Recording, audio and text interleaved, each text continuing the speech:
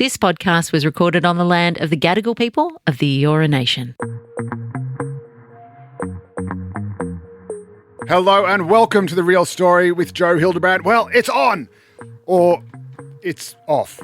We don't really know. The election may have been blown off course by Cyclone Alfred. Do you see what I did there? Plus, what's it like to have a bounty on your head put there by the Chinese Communist Party? We're going to speak to someone who is literally on the run from the Chinese government. This is incredible cloak and dagger stuff. He's going to give us some insights onto how these guys operate and what is happening with Donald Trump. Again, we might as well just have this as a permanent. Can we just record that? What the hell is going on with Donald Trump so I don't have to say it every week? Did he just start World War III in the Ukraine? Did he just stop World War III? We're going to get into that as well. All that and heaps more coming up.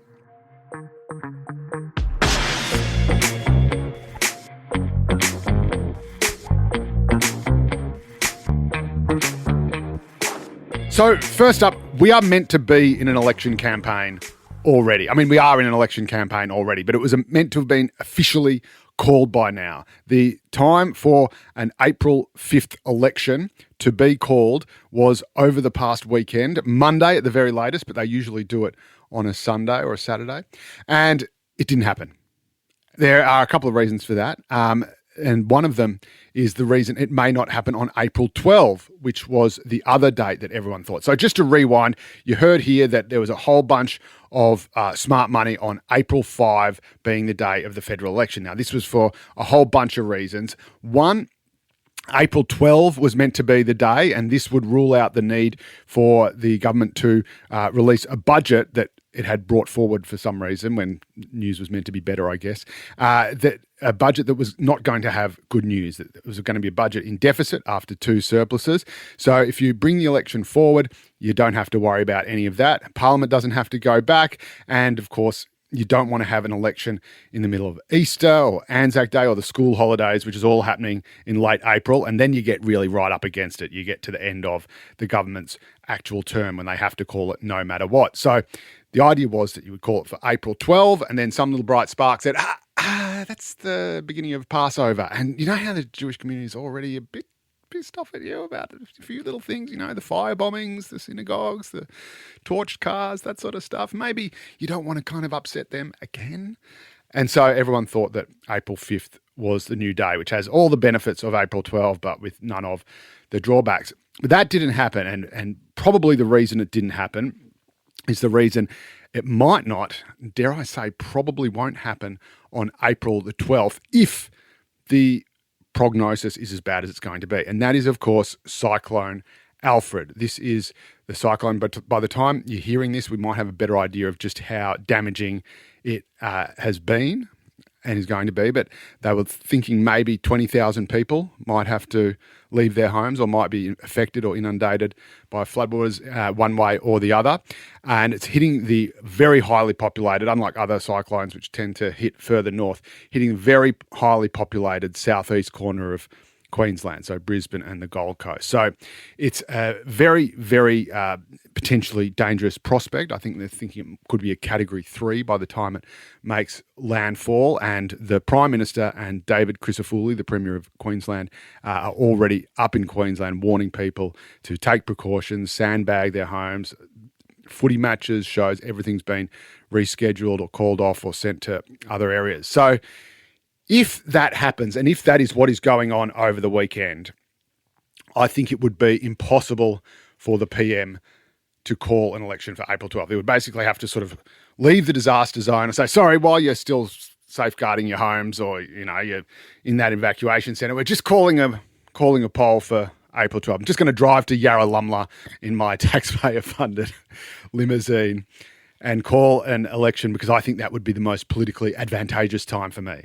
So obviously he's not going to do that because he's not a monster. So again, if there's a great big sigh of relief and the cyclone comes and it's just a bit of a stiff wind and, you know, a nice dose of rain, no problem. He can do that. Thank God. Aren't we lucky? You know, the worst is over. It wasn't as bad. We've dodged a bullet. Okay, let's go to the polls, Australia. Aren't you lucky to be alive?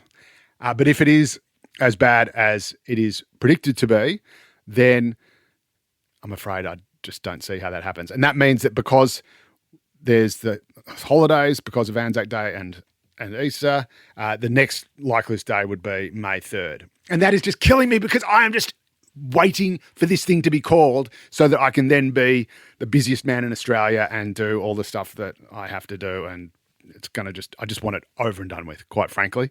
But I also want to just get right into it. So it may, in fact, be delayed even beyond April 12th, which is what everyone had thought it was going to be after it wasn't April the 5th. Does that make sense? I hope so. Now, just on another note, this is just a personal thing, but Alfred, I mean, given this cyclone is going to cause such damage and destruction, why are we calling it Alfred? I know they choose these names at random, and I know that they can't just go with it. Used to just be, girls' names, and everyone said, well, that's a bit sexist, just naming these terribly destructive things after women. But Alfred, get a more menacing name. Like, what's Cyclone Alfred? What's it going to do? Become the first king of England? Get it. If you're going to name it after blokes, Cyclone Damo, someone who's going to smash a beer bottle and start waving it around at the end of the night, just a thought. Anyway, hope everyone's okay. That is obviously just the political analysis. The most important thing is that everyone stays alive and safe, and God willing, that's exactly what will happen. Let's get to the rest of the show.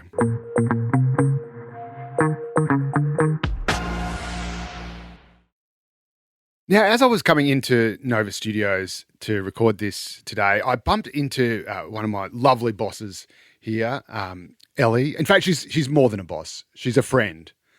And not just a friend, but an incredibly intelligent, kind, thoughtful, good-looking, wise, wonderful, kitten-loving friend.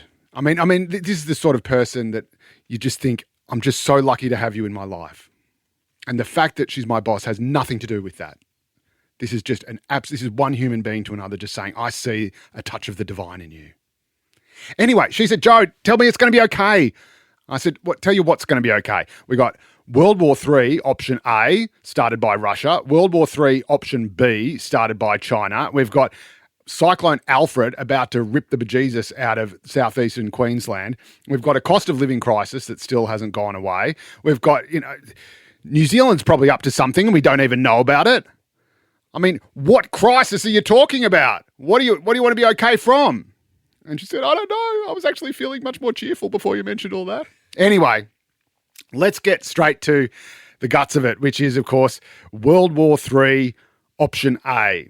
We will be dealing with World War III, option B later in the show, which is what China is doing and why are they sailing warships around the coast of Australia. And I've got something actually quite interesting to say about that as well. But World War III, option A is very much the love child of Vladimir Putin and Volodymyr Zelensky, who is the president of Ukraine. Now, when I say it's the love child of these two, this is not a consensual relationship. This is Vladimir Putin invading. This metaphor is getting way too sexual. But anyway, he invaded Ukraine. Whatever Donald Trump says, whatever the internet says, whatever the conspiracy theories say about it's all Ukraine's fault because they shouldn't have toyed with, joining NATO. Again, I just can't get the analogy out of my head. They flirted with NATO. And now Putin said, no, you are mine. I will invade you. Anyway, that's literally what happened. And Donald Trump, of course, is in the ear of Vladimir Putin or has the ear of Vladimir Putin, and they're both sort of strong men. They've got similar styles of politics. They clearly have a bit of an affinity with each other. He's had his officials talking to the Russians. He and Putin are set to have a talk just between the two of them about what to do about Ukraine. Ukraine, strangely enough, is not going to be at that talk, and everyone's been very concerned about this. The Europeans are going, well, hang on a minute. We thought that you were just going to come in and fix it, but fix it with Ukraine and Russia, not just Russia. And suddenly the Europeans are thinking, holy crap, maybe we've just been sitting on our hands and we need to do more too, which you do. Anyway, so this has meant that Ukraine has suddenly tried to appease Donald Trump and has suddenly moved heaven and earth to do what Donald Trump wants so that America will provide security guarantees to Kiev. And it turns out that, like with everything with Donald Trump, all of this is happening against the backdrop of a deal, a big, beautiful deal. So the US is trying to extract the rights to all these rare earths in Ukraine. And obviously in the 21st century, rare earths are where it's at, is the new gold. And they want, I think, half the rights, or the rights to half of what the Ukrainians dig up. And Ukraine had been saying no to the US because if someone comes over and says, I want half of all the good stuff that's in your ground, you say no. Unless, of course, your very survival depends on you giving it. And that was what was about to happen. So Volodymyr Zelensky, the president of Ukraine, suddenly with the US just saying, no, well, we'll just do whatever Russia wants then. We'll just give it to them if you won't play ball. Suddenly they want a deal. Suddenly they want to sign over their rare earths to the US. And a meeting is set up between Volodymyr Zelensky and Donald Trump in the Oval Office of the White House, televised live across the world. Now, this should have been the greatest ever clutching, victory from the jaws of defeat ever. This is just, this is like Rambo driving off on the motorcycle while the building explodes behind him. He has just got away with it. Zelensky has dealt himself back in to the table, to negotiations, by offering up this deal to the Americans. And he fucks it up. And he was under great provocation, and he was obviously there to be kind of, chastened a little bit and tell him up. But he screwed it up. So what happened? He goes in. Firstly, there's reports that he was said, maybe you should wear a suit instead of your sort of trademark figure-hugging, T-shirt and skivvy makes you look like a kind of paramilitary guy, when in fact you're the politician, you're the civilian politician. So, and, maybe Donald would like it. He likes it when people dress up, chuck on a suit. It was reported that this was maybe suggested to him. Maybe it wasn't. Who knows? Anyway, he rocks up in his usual military fatigues. He at least wears sort of long sleeve this time. And he looks pretty cool in them. But again, him looking cool is not the point of this exercise. The point of this exercise is for Donald Trump to look cool, or more importantly, to look like the big guy, the winner, the deal maker who brings people to the table. So he rocks up. Donald Trump immediately, even as he's welcoming him, as he gets out of the car, immediately comments on the fact that he's not wearing a suit and makes a little joke about it, right? That should tell you where things are likely to go. Anyway, he then comes in. They have this conversation that goes for about 40 minutes and everything's going swimmingly. They're down to the last question. And what happens then is that J.D. Vance, the vice president, chips in and says, we're going to do things differently to Joe Biden. Now, Donald Trump and J.D. Vance hanging shit on Joe Biden is what they are there to do. That is just par for the course. That does not require any intervention. It does not require any comment. That just requires what the comedian Kevin Bridges would say in terms of how to deal with Donald Trump. You just tap him on the shoulder and go, enjoy your night, mate. So just enjoy. Okay, yeah, fine. Say whatever you want about Joe. You don't have to agree. You don't have to disagree. You don't have to argue with it. But Zelensky cannot help himself. And he starts sort of pressing the point. He says, well, how are you going to do diplomacy any different to what Biden did? You trust Vladimir Putin? And what is that actually saying? Well, of course, Vladimir Putin is the bad guy here. Of course, he's evil. He is the aggressor. There is no question about that. But he's also the guy that clearly Donald Trump likes. So you're saying to Donald Trump, do you actually trust this mate that you're doing a deal with, that you're friends with? And that makes Donald Trump look like a chump. And even though those two things rhyme, that is the one thing that Donald Trump does not like being called. He is the guy who's the shrewd deal maker. He's the guy who can always extract. He wrote a book literally called The Art of the Deal. And Zelensky is now telling him that he's making a stupid deal with Vladimir Putin, which he is. But you don't need to say it. Again, it's like the Big Lebowski, where Walter Sobchak says, am I wrong, dude? Am I wrong? He says, no, Walter, you're not wrong. You're just an asshole. Zelensky didn't need to point out to Donald Trump or J.D. Vance that they were wrong. But he can't help but do it. He just implies it by saying, hey, what, you guys are trusting Putin? Why is he there? Again, an American journo, a mate of mine said that apparently he'd been meeting with Democrats on Capitol Hill before the meeting and they'd been geeing him up saying, you've got to hold Donald Trump to account or whatever it was. Now, again, why would you do that? Why in front of the nation's, the world's cameras, would you try to show up or prove wrong or even argue with the one bloke who could save your country's ass, the one bloke who could save your country's actual existence. You don't do it. You are there just to nod and smile and say thank you. And then, in the words of Oliver Twist, I'm really quoting all the big ones here, please, sir, can I have some more? But of course, they get their hackles up, and then J.D. Vance says, hey, well, you're not being very respectful, are you? You haven't even said thank you once. And of course, next thing you know, it's on like Donkey Kong. Zelensky actually gets booted out of the building, literally get told, nah, out you go. You're not coming back. Come back, like you say to your kids, come back here when you're ready to behave yourself. And he goes off, and all the rest of the world's leaders embrace him and say how much they support him. But none of that matters, of course, because if America doesn't support Ukraine, they can have all the support in the world, literally, from everybody else in the world, and it's not going to be enough to stand up to Russia. And so, next thing you know, the US has actually temporarily suspended aid because Zelensky's gone out and said, oh, well, no, the war's not going to be over anytime soon. And say, oh, well, he's not ready for peace. We're going to suspend the aid. So they're already doing it. They've already grounded the aid they were going to give to Ukraine. And guess what? Zelensky now says he's ready to make things right. He wants to talk again.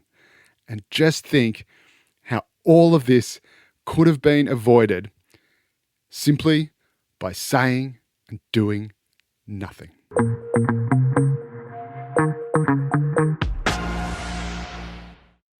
Now, over the past week, there's been a lot of questions raised about the presence of Chinese warships just off the coast of Australia, something that appeared to take our national government by surprise. Neither Australia nor, it seems, possibly even New Zealand was informed about this, but Papua New Guinea, for some reason, was. And this has alarmed a lot of security experts who said, right, what is China doing in our region? And it raises bigger questions as to how China exerts itself politically and militarily and strategically around the world. And our next guest knows this firsthand. He's someone who has experienced the long arm of Chinese influence personally. His name is Kevin Yam. He's a member of the China Strategic Risks Institute. He's a former Hong Kong lawyer. He's a senior fellow at the Georgetown University Centre for Asian Law. And he's someone who has a bounty on his head placed on it by the Chinese Communist Party, by the government of China. And he joins me live on the line right now. G'day, Kevin. How are you? Welcome. G'day, Joe. How's it going? Look, it's going incredibly well, I think. But a lot of people are very nervous about yet more Chinese aggression in our region. Just before we get into your story, what did you make of the presence of Chinese warships just outside of Australia's economic exclusion zone in the Tasman Sea? I imagine this is something that didn't entirely take you by surprise. No, I'm not particularly surprised. I know that in Australia there's been a bit of a bipartisan push for warmer relations with China, and there was hope that by pursuing that, some of these incidents that might have happened in the past would go away, but they never go away. And in fact, it's not just Australia or, for that matter, New Zealand that feel the effects of these sorts of let's pursue formal relations, but China still keeps pushing type situations. I mean, we look at Southeast Asia. I mean, we look at Singapore, Malaysia, Vietnam, Indonesia, all countries that seek to pursue warmer relations with China, but in the South China Sea, China keeps pushing against them. Yep. So basically, if you try to appease China, far from China saying, okay, we're friends now, it simply exploits that and uses that to push further and further its own nationalist and internationalist agenda. Well, in short, for China, everything is transactional, right? And so they're not going to take a particularly principled approach. They will say, well, okay, on trade or economic relations, that's one piece, and we've transacted over that for what both you and we consider to be of mutual benefit. But the military side is another piece, territorial claims is another piece, regional influence is another piece. They get negotiated separately. Yep. And you know this obviously firsthand. You were in Hong Kong. You were a Hong Kong resident. You were a lawyer there. That was obviously a piece of territory handed back to China in 1997. For a while, things continued. No, the one country, two systems sort of went along. And then, of course, just recently, over the last few years, China basically let the world know what it really planned for Hong Kong. And you've effectively been on the run since that time. Just talk us through your own personal story. Look, I was born in Hong Kong, but I moved to Australia when I was 10 years old, and I grew up here and did school here, did uni here, and, mad Hawthorn supporter, you name it, really. But after university graduation, I went back to Hong Kong and practiced as a big end of town commercial litigation, regulatory investigations lawyer for nearly 20 years. And then on the side, I was unusually also a democracy and rule of law activist. But for various reasons, including the sort of beginning of the crackdown in Hong Kong by China, I decided to come back in 2022. And after I came back, I continued to speak out on Hong Kong issues. I've met with Australian politicians, the foreign minister. I've testified before the US Congress. And for my sins, they said I'm colluding with foreign forces. Even though as an Australian citizen, I'm lobbying my own politicians, Yeah, right? that's right. Yeah. But they say that that's collusion with foreign forces, and they put a $200,000 bounty over my head. Wow. So now I think you are the first guest on this show who actually has a bounty on their head. Talk us through, is that anyone who can detain you, deliver you to Chinese authorities gets $200,000? How does that actually work? Well, I have no idea how they structure their payouts. That's probably a question that anyone thinking about it should go and They're not ask, replying to my emails, Chinese so I'm not sure how authorities. it works either. Yeah, so, but look, I mean, we are where we are. And for me, I live in Australia. Australia is a democracy. And as far as I'm concerned, I continue to go to the cricket during the summer and watch Hawthorn Football Club win during the winter. And how does it affect you? I mean, it must affect you psychologically. It must, does that weigh heavily on your shoulders, or is it something that you just try not to think about? And as you say, just carry on your life, go to the footy, keep doing your work. How does it feel?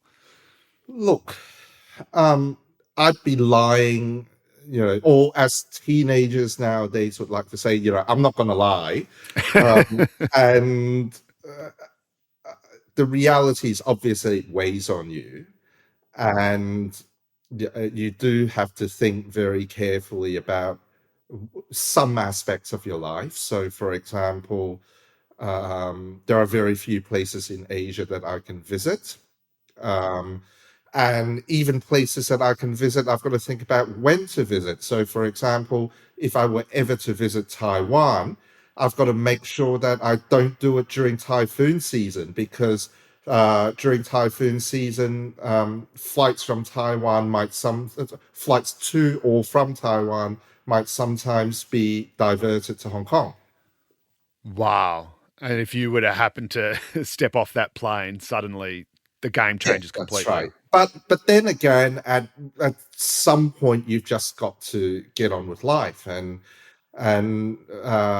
put one's life experiences and knowledge to good use. And that's one of the reasons why I'm doing a PhD at Melbourne Law School, and my specialism right now is looking at how authoritarian regimes affect business and financial regulations, which marries up my activist and my private practice side of things over the years.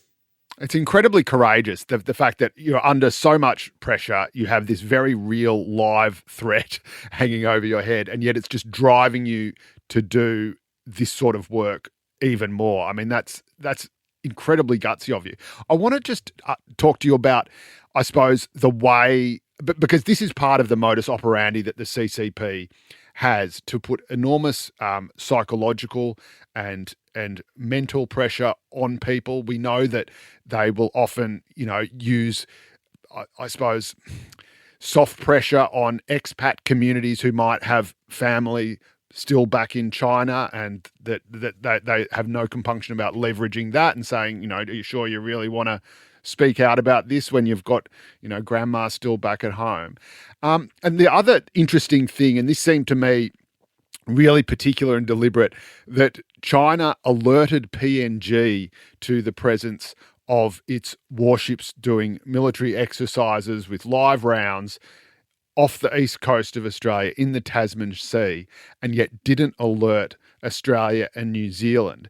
That obviously does not happen accidentally. That is sending a very, very clear message to Australia that we are going to tell, basically a tiny Pacific backwater like PNG, everything we're doing off your coast, and we're not going to tell you. That seems to me a very deliberate mind game to accompany the war games that are going on just off our coast. Now, it may or may not be a mind game, but what's very clear, I think, is that it's part of the PRC's influence operations across the Pacific. So by doing things like this, what they're trying to tell Pacific countries like the PNG is that, look, for a long time you've been neglected by Western countries, but now we treat you guys as being even more important than these white Western guys. Look at how we roll out the red carpet for you. Yes, absolutely. And we've seen obviously them doing it in the Solomon Islands. Right. I think Fiji has also gotten a bit of attention recently. How much of a threat do you think?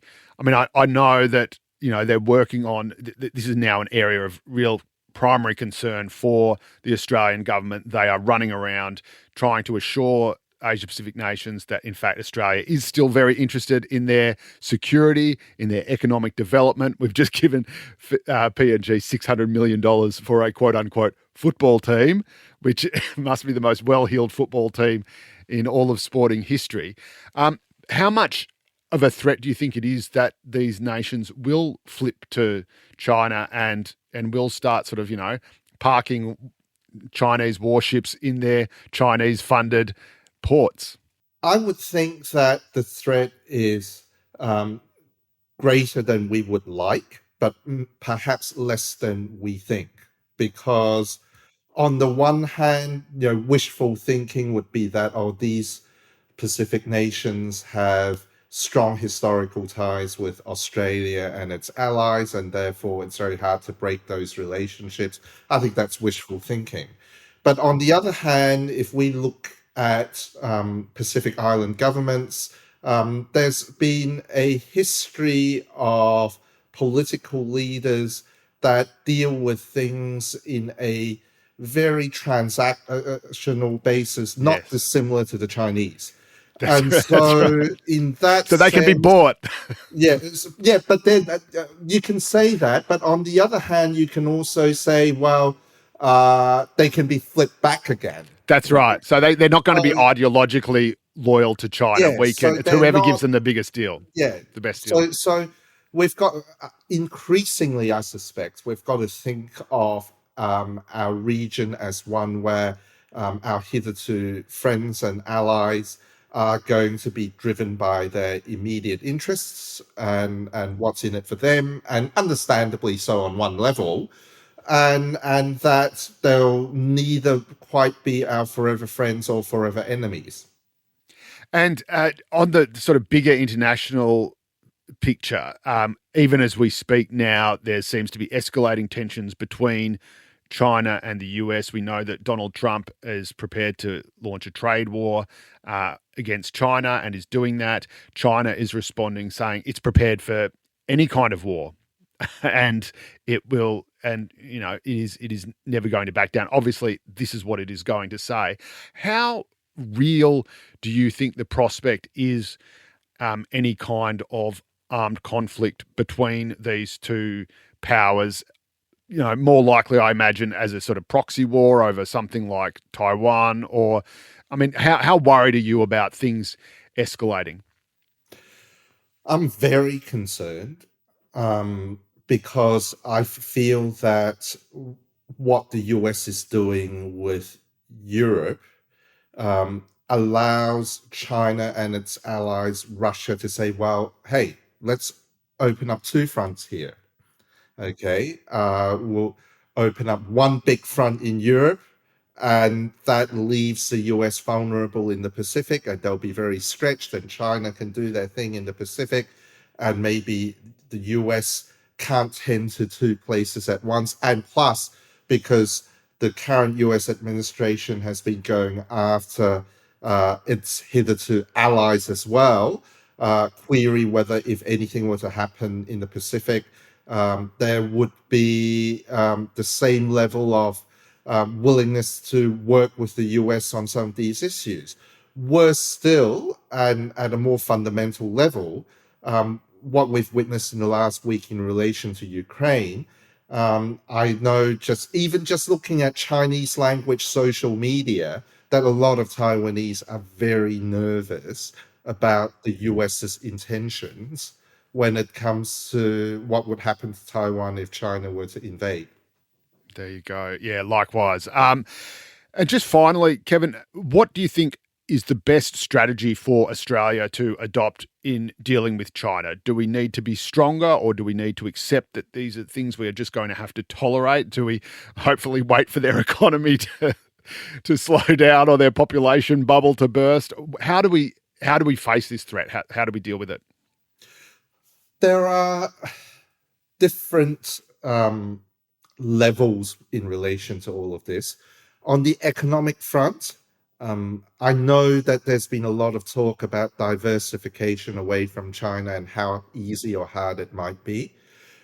The reality is that whether or not China is a threat, diversification is inevitable because the Chinese economy is going through a structural slowdown. Whether they're a friend or a foe, if they can no longer afford to buy your stuff, you've got to find other customers. Yeah. Right. Hello, India. On the more sort of security side of things, I guess what Australia needs to do would be a little bit like what, say, owners of nightclubs need to do when they deal with organized crime that want to extract stuff out of them in terms of security consultancy agreements and the like, right? Yeah, that's right. You've got to. The world's full of nasty people. You can't say, "Oh, I'm never going to deal with them," but you've got to be very clear-eyed about what they are, like a nightclub owner would be about, what gangs they're dealing with, right? Treat China like, treat the Chinese Communist Party like the mafia. Sometimes you can't avoid them, but always be very wary of them. That is a very, very strong and wise piece of advice. Kevin Yam, I could talk with you forever about this, but we have to go. Thank you so much for joining us. Thank you. And that's all we have time for this week. Thank you so much for your company, as always. God, I love it. God, I love you. Always having a good time. I know you are too. I know you're just there listening going, oh, this is awesome. If you'd like to express that in another way, you can always leave us a rating. You can leave us a review. You can no longer access me on any form of social media. I've basically been hacked within an inch of my life. I don't know where I am or what I'm doing. I don't know my password for my Facebook. Can't get into my Instagram account. I look at Twitter, but that's only for the lols. But you can send us an email at therealstory@novapodcast.com.au. And of course, you can read me in all the News Corp mastheads around the country every Monday and every Saturday. Leave a comment there if you want, and I'll say hello. And you can always just come back and listen to me next week, and we can commune there. See you then.